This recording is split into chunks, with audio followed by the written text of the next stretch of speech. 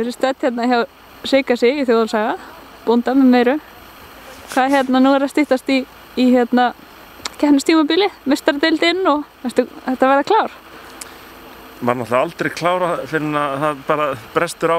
Það einhvern veginn, þá finnst maður aldrei verið nógu klár en það er bara að taka því jafnt og þétt núna fram að fyrstu keppni. Þú vannst í fyrra, er það ekki?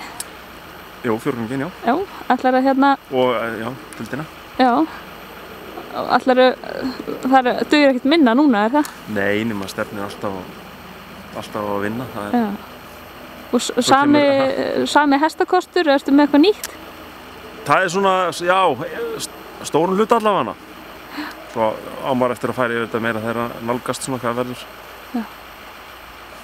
Og síðan landsmótið framhaldinu, ertu með eitthvað sömu hrossum og varst með í fyrra sem þú ert að stefna með þar?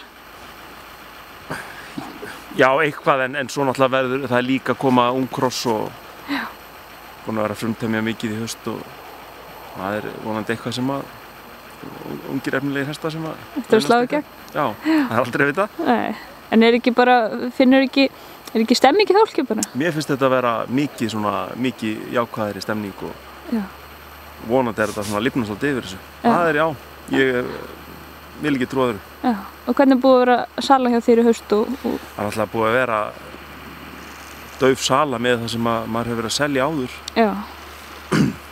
Ég hef verið að selja á hausti kannski 50 upp í 60, 70 hross svona frá lok ágúst og fram í desember en það er bara brot af því núna og ég held að það sé á flestum stöðum en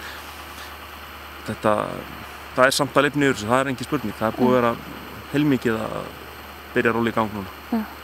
Þannig að það er bara bjart 2012, leggst vel í þig. Já, mjög. Það gangið vel. Takk.